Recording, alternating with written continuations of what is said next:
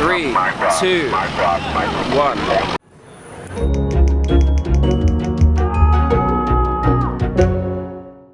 Good morning and welcome back to Bangkok. I'm in Khao San Road right now and I went out here last night. I'm pretty hungover and today I want to talk to you about alcohol. It's not something a lot of people have talked about on YouTube, but I feel like it's an important thing to talk about. Khao San Road seems like a fitting place to discuss it because this is where a lot of people go out and drink and it's kind of a crazy party scene. So, what am I going to try and say? For me, alcohol kills productivity. The last thing I wanted to do today is start vlogging. I feel a little bit unwell, a little bit sick, and really you just want to chill out, get food and not do a lot of work. So that's one downside of it. If you go out drinking and you go out meeting people, no thank you mate, then, what was I saying? And the next day can be a write-off, which isn't great if I'm trying to daily vlog or do work every day. Then that makes it quite difficult to get on with things. The other side to it is it's a great way of bonding with people, of meeting people, of going out and doing something different. And I think nightlife, not necessarily drinking alcohol, but the nightlife in different cities is a massive part of traveling. So I'm just walking on Khao San, by the way. I have no idea if people are jumping in the shots behind me or like the noise is going on around, but I just felt like this would be a good spot to chat about it. But yeah, for me it is a big part of traveling and it's a big part of meeting people. The culture I come from in England has a large drinking culture, and I know that's not the same for every country. For some countries it's very different. They don't have a drinking culture at all, but for me it's very normal. Cigarette please, for me one cigarette please. I don't think it's something that should be looked down upon. I understand that it's a vice and I understand that there's not any health benefits from it, but there is a lot of social benefits from it. Another thing that springs to mind if I'm talking about alcohol is the money situation. And it is a big part of traveling, and if you're going to do like the Southeast Asia circuit, then you're going to end up doing a lot of drinking. But it will sap your money. I just figured out quickly, I've been traveling for just over 2 years, about 2 years and 3 months. Let's say on average, I went out once a week and spent $25. The likelihood is that it's probably been more than that.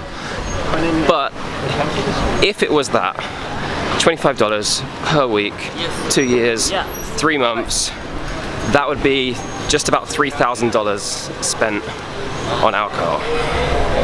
That money obviously could go towards something grander, whatever that is.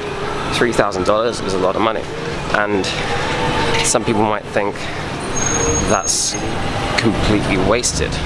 If you think about it like that, it seems like that money could be used a lot better, but at the time, obviously, it makes a lot of sense. And you're not really fully in control of your buying decisions when you're drunk or when you drink. Things that may seem expensive when you're completely sober seem perfectly fine when you've had a few drinks.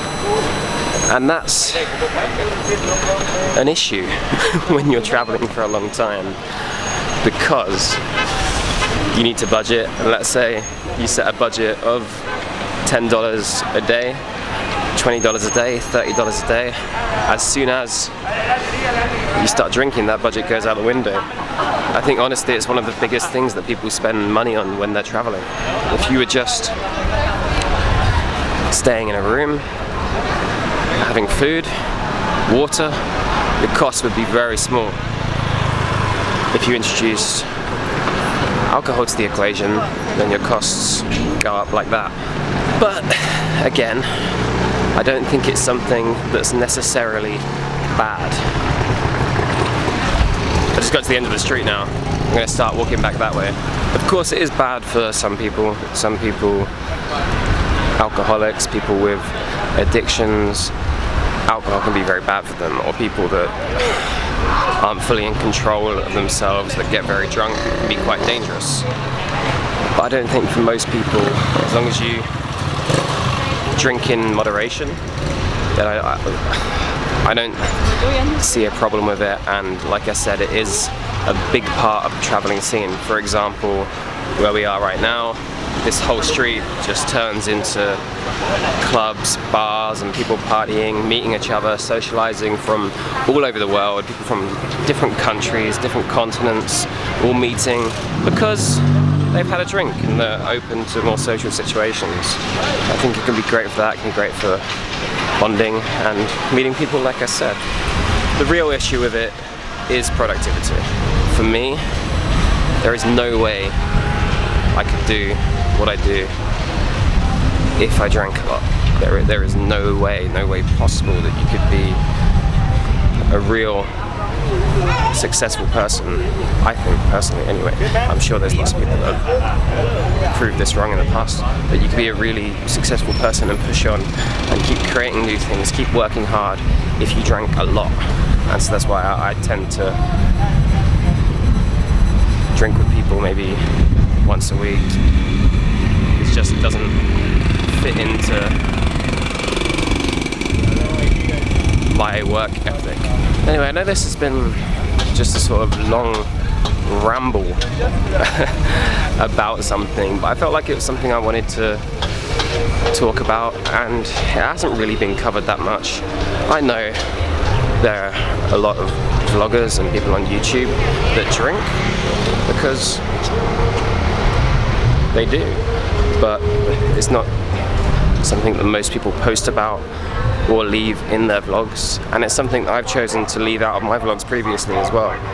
I tend to stop filming as soon as it gets dark and just focus on the fun, happy things, the traveling things during the day, and then leave out whatever happens at night.